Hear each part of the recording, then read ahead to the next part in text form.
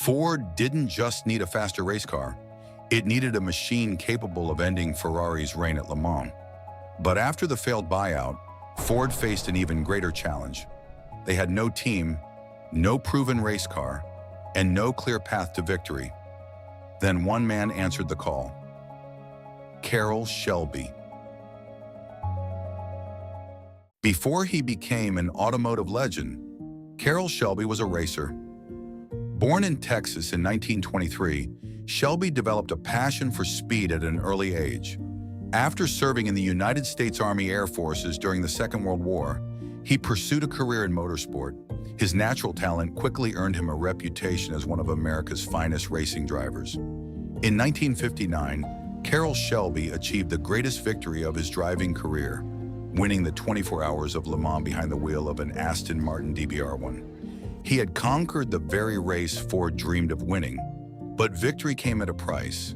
Shelby suffered from a serious heart condition that forced him to retire from professional racing far earlier than he had planned. Most drivers would have walked away. Carroll Shelby chose a different path. While Shelby was stepping away from racing, Ford was facing a crisis of its own. The company already had a prototype race car.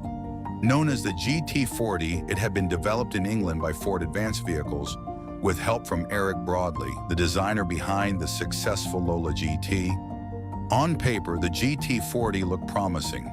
It was powerful, it was aerodynamic, and it was fast. But racing isn't won on paper. During testing, the GT40 suffered from constant mechanical failures. Gearboxes broke, engines overheated, suspension components failed. The car had speed, but it couldn't finish races. Ford needed more than engineers. It needed someone who understood how to win. That's when Henry Ford II turned to Carroll Shelby.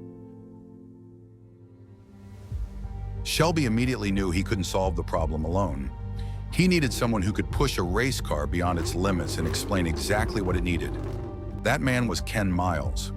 Born in England, Miles was far more than a racing driver. He was a gifted mechanic, engineer, and test driver whose attention to detail bordered on obsession.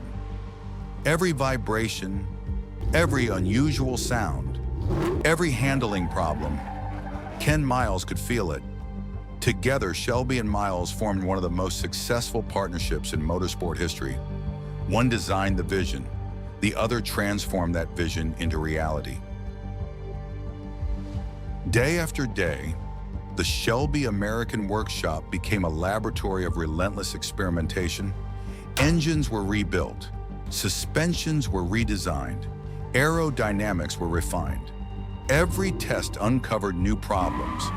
Every failure revealed another weakness. But instead of giving up, Shelby's team learned from every mistake. Slowly, the GT40 began to change. It became faster, more reliable, and more predictable. For the first time, Ford could finally see a path toward defeating Ferrari. Months of relentless testing had transformed the GT40 into a genuine contender. It was no longer just an ambitious project. It was becoming a race car capable of challenging the best in the world. Carroll Shelby had built the team. Ken Miles had refined the machine. Ford had invested millions. Now there was only one question left. Could the GT40 survive the greatest endurance race on Earth? The answer would come at Le Mans, and it would become one of the greatest battles in motorsport history. Next time, Ford and Ferrari finally meet on the world's biggest stage. 24 hours, two manufacturers, one chance to make history. The battle for Le Mans was about to begin.